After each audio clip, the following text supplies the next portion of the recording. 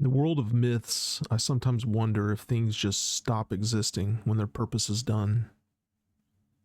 Do they endure, or do they fade into nothing? Or do they just become a part of the landscape? You may have heard of the myth of Oedipus. He's trying to go to Thebes and he comes across this creature, this monster that's guarding the city. And it asks him a riddle, and he successfully answers it. And in the aftermath, as he proceeds to the city, the creature goes to a cliff and throws itself off, neatly wrapping up its role in the narrative. We usually stop the story when the hero wins, but I want you to think about that Sphinx enduring for a moment. It was placed there by the gods to guard the road to Thebes, and it's a biological machine with just one function. It asks a question of every traveler that tries to pass it, and it kills them if they fail. What happens if the riddle is solved, or if the road to Thebes is moved, or if the city itself crumbles to dust with the passage of time, and the Sphinx just stays there? There's something incredibly lonely about a monster designed for a single moment in history, and that moment is already past.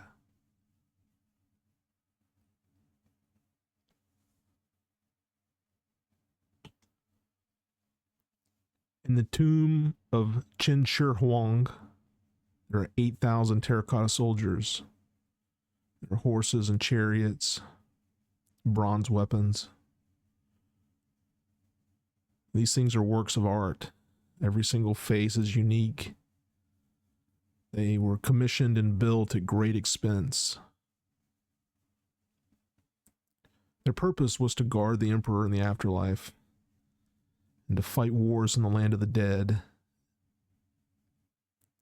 And in a way, this was a method he used to try and transfer power from the physical world to the spiritual world. And now, today, they stand silent in a climate-controlled pit,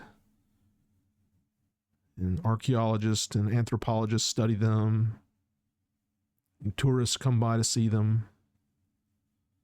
And there's no emperor to command them anymore. There's no enemy to charge. These things are masterpieces. They are works of art. They are monuments of vigilance and craftsmanship and loyalty. And they're symbols of the human fear of being unprotected and unprepared for the unknown. And we look at these soldiers and we say, this is ancient history. We are different. We're modern. We don't do things like that anymore, but we do. We may not build stone giants anymore, but we build processes and systems.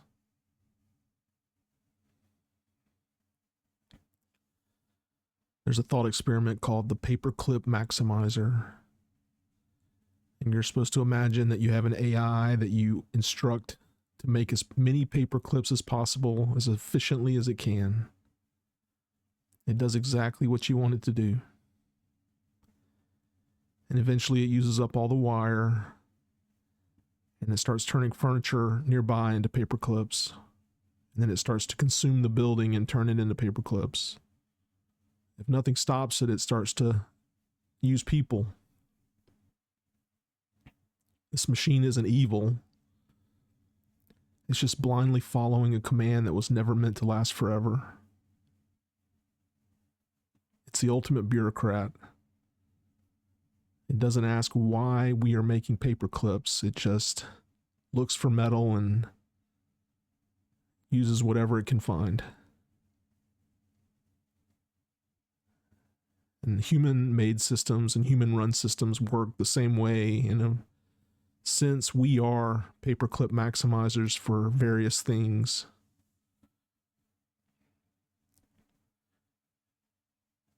In government and in politics, there are these things called zombie laws. They are rules written for problems that no longer exist. They stay on the books for centuries because no one today really connects with the reasons why they were written. No one feels authorized to remove them. Or maybe we just hoard old laws and think they'll come in handy one day, so we don't touch them. Fearful that if we do something essential, we'll break down the line. And so we leave these ghosts in the machine. And eventually we have entire buildings dedicated to useless laws and countless volumes that outline their conditions and their punishments.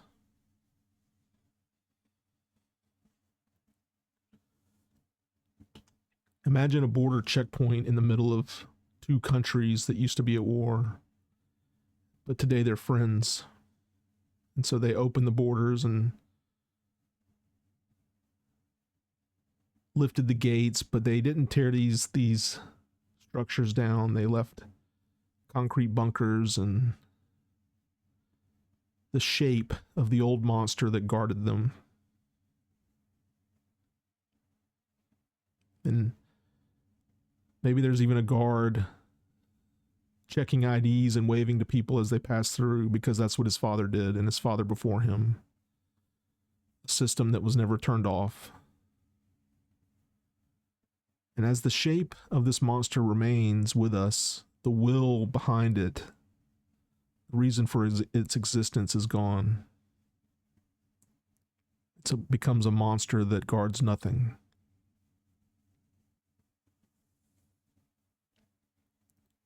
Franz Kafka wrote a story called Before the Law. It goes something like this. A man makes a journey to a gate, and there's a guard at the gate, and the man says, "May I enter?" And the man wants to enter this gate more than anything. It's the purpose of his journey. And the guard says, "No, you may not enter yet." And the man asks, "Will you let me enter eventually?" And the guard says, "Yes. Eventually you may enter." And so the man sits and waits. And every day he asks the guard if he can enter, and the guard says, "Not yet, not yet." And the days turn to years, and the man grows old. And eventually he comes to the end of his life. And every day he asks the guard if he could enter, but he always got the same answer. And he realizes that even though all men seek to enter this gate, nobody else came. He was the only one waiting. And he asked the guard that very question. He says, "Why doesn't anyone else come to this gate?" And the guard says, "This door was meant only for you, and now I'm going to close it."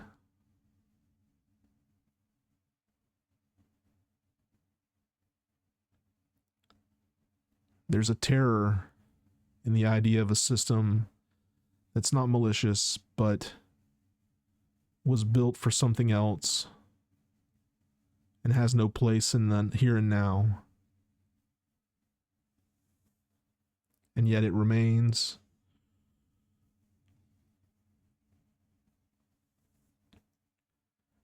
We tend to think of the internet as this lightning fast neon city pulsing with energy and activity. But a huge portion of it today is actually a graveyard. There are countless blogs and discussion boards and message forums and online spaces that are empty and have been abandoned. And these things that are still running have systems like moderation bots that patrol endlessly, looking for content violations,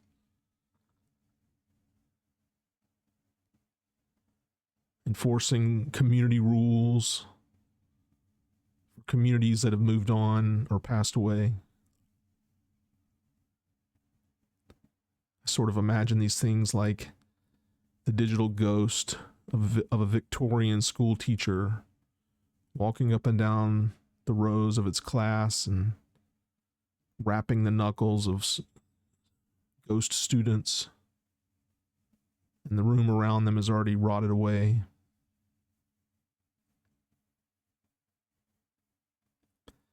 An algorithm doesn't know when its job is finished unless we explicitly program it to, and often that work is seen as needless. We can just turn it off. And as a result, there are these things that just run forever. There are log files that keep going. There are bots that do automated processes.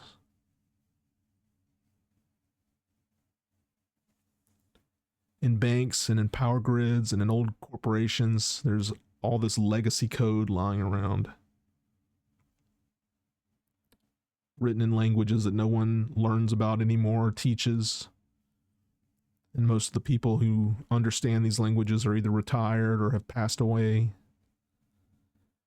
But the infrastructure, the people that work there now, they don't dare touch this code. They treat it like it's a sleeping dragon under the mountain. And so we never try to modernize it or remove it. We just build new things on top of it. And we hope that the monster doesn't wake up and fly away, and we're unable to trap its power any longer.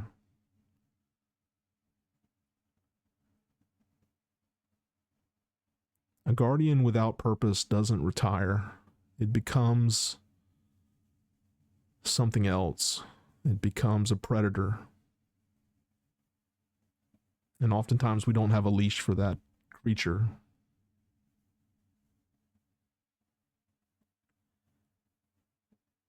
Humans do this too.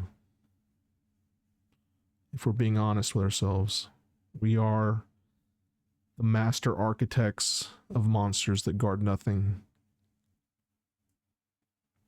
When we're young, maybe the world is too loud for us. Maybe people who are supposed to protect us let us down. Or maybe they're the ones that we need protection from. And to survive this world,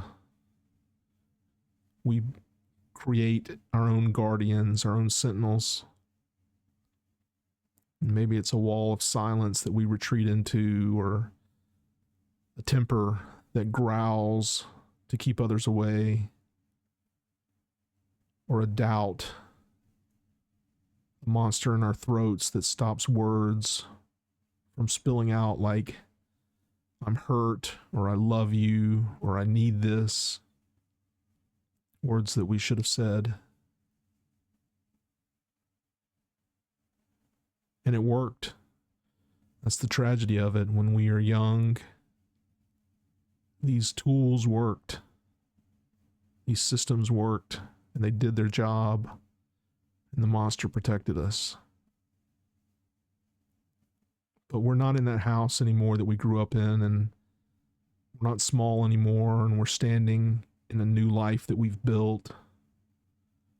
And maybe now the world's a little bit quieter for you, and you're surrounded by people that love you, but the sentinels that you built didn't get the memo.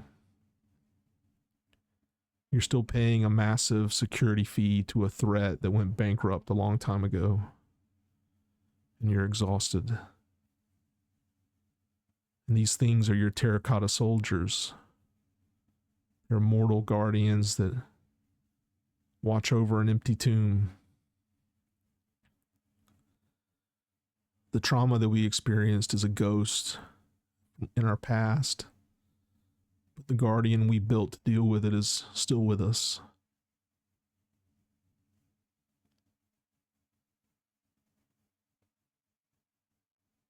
And there's no neat trick to turn them off. In fact, these things, these defense mechanisms, they're part of you. And you may like yourself as you are, and you have to acknowledge that these things make up who you are. Make you quirky or make you interesting or keep you on your toes. But sometimes these things still get in our way. And they hurt us more than the problems they solved long ago. In those cases, we have to find ways to dig them out or create new paths around them.